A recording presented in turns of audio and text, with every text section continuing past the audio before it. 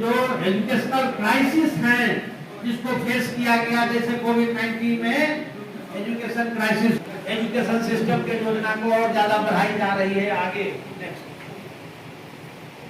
यह एक्सीलरेशन किस किस एरिया में होगा यह दिखाया गया है कि शॉर्ट स्पैन टाइम में आप ज्यादा से ज्यादा चीजें कैसे दुनिया को दे। फोटो अनिवार्य है। हम ये सब कुछ आया है पेंडेमिक के बाद के रिसर्च के कारण एजुकेशन सिस्टम पर इतना कष्ट का प्रभाव पड़ा है।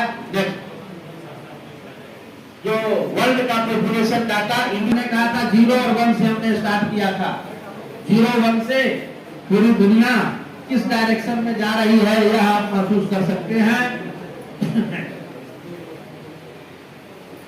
इंडिया के साथ और चीजें कैसे हम तैयार होंगे, की रेडीनेस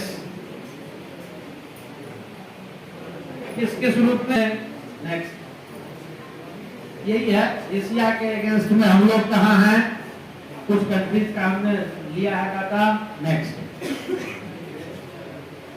इंडियन सोसाइटी को कैसे इम्पैक्ट करेगा पूरा का पूरा education system. We cannot build an empowered society without educating our people. Sir, महाविद्यालय में जो आयोजित कार्यक्रम हुआ है उस उद्देश्य के बारे में बताया जाए सर।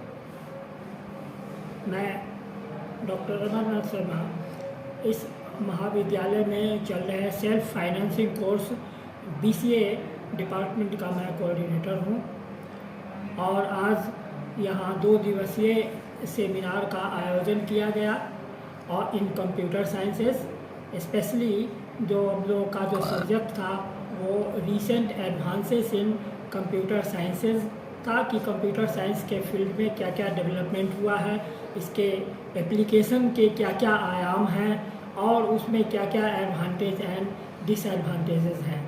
तो इसी उद्देश्य से ये सेमिनार का आयोजन किया गया और इसमें जो है बाहर से वक्ताओं को जो सब्जेक्ट के विशेषज्ञ हैं उनको बुलाया गया, जिसमें यहाँ बिहार यूनिवर्सिटी मुजफ्फरपुर के मैथमेटिक्स डिपार्टमेंट के पोस्ट ग्रेजुएट हेड और MCA के डायरेक्टर प्रोफेसर CS प्रसाद वो इसमें इस कार्यक्रम की और इस सेमिनार की अध्यक्षता किए हैं और चीफ गेस्ट के रूप में प्रोफेसर ललन कुमार झा जो कि बिहार यूनिवर्सिटी के फिजिक्स डिपार्टमेंट के हेड हैं, उनका जो है सो चीफ लेक्चर हुआ है।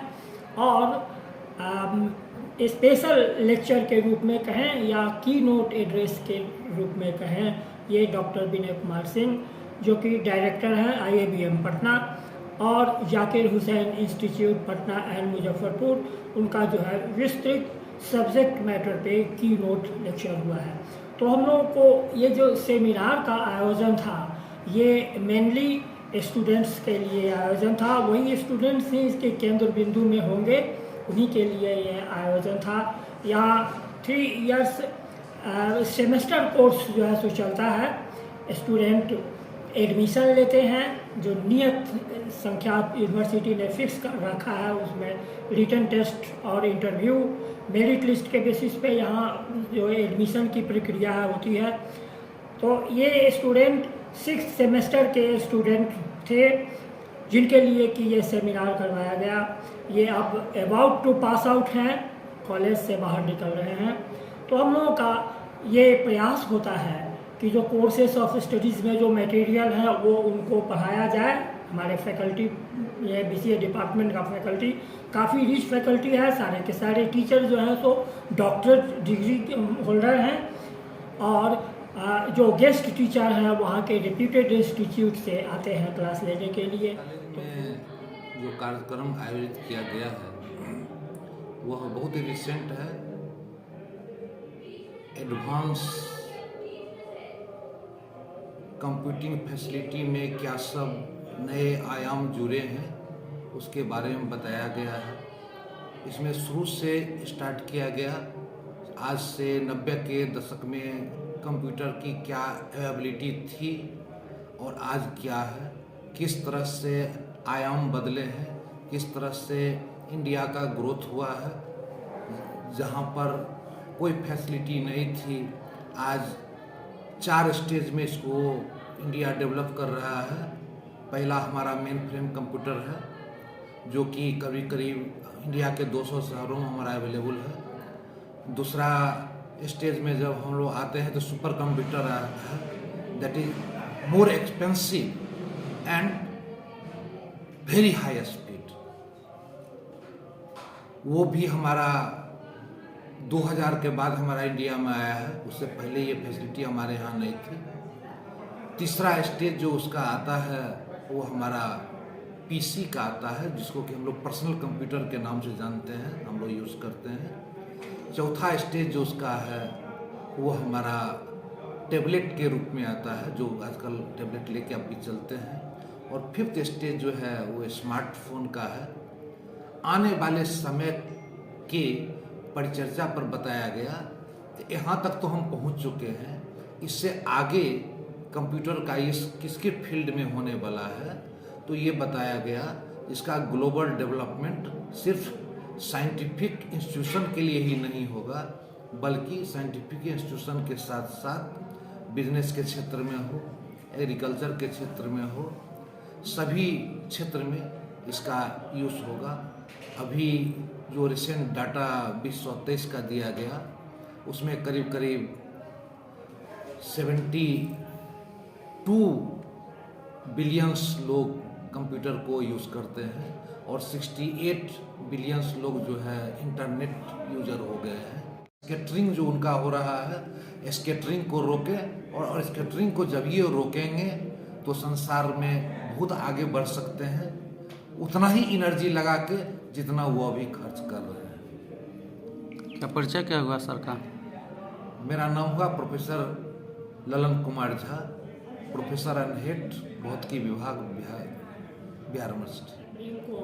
बाबा हमारे संविधान के निर्माता बाबा साहब भीमराव अंबेडकर का जयंती है।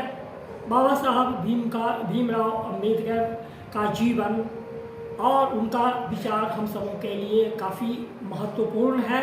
समाज में उन्होंने अहम भूमिका अदा किया था, जिसको कि हम समय समय पे उनके जयंती पे विशेषकर उनको याद करते हैं। बाबा साहब भीमराव अंबेडकर को हम अपनी श्रद्धांजलि अर्पित करते हैं और कुछ संकल्प भी लेते हैं कि उनके विचारों पे हम चलें। तो 14 अप्रैल को उनका जयंती है। मैं अमरनाथ शर्मा व्यक्तिगत रूप से और इस पूरे महाविद्यालय परिवार की ओर से इस अवसर पे, उनकी जयंती के अवसर पे बहुत सारी शुभकामनाएं देता हूँ, बधाई देता हूँ कि हम बाबा साहब भीमराव अंबेडकर के बताए गए मार्गों पे कुछ न कुछ अवश्य चलें, और मैं अपनी श्रद्धांजलि देता हूँ। इसके अलावा 22 अप्रैल को परशुराम जयंती भी है, तो महर्षि परशुराम के प्रति भी मेरी काफ़ी श्रद्धा है, और इस अवसर पे भी मैं अपनी ओर से और पूरे महाविद्यालय परिवार की ओर से शुभकामना देता हूँ, बधाई देता हूँ। Thank you. जी सर। 14 अप्रैल को संविधान के निर्माता और संविधान लिखने में महत्वपूर्ण योगदान देने वाले हमारे बाबा साहब भीमराव अंबेडकर जी का जयंती है, और 22 तारीख को परशुराम जयंती है, जो कि एक किसान के लिए आंदोलन से शुरू करके एक जगह पर उन्होंने समाज को पहुंचाने का काम किया। हमारे अंबेडकर जी सिर्फ पॉलिटिशियन ही नहीं थे, वो एक संविधान निर्माता के साथ साथ एक समाज निर्माता भी थे। हम अपने तरफ से, अपने यूनिवर्सिटी की तरफ से, अपने भौतिकी विभाग के तरफ से आप लोग इस अवसर पर ढेर सारी बधाई और शुभकामना देते हैं।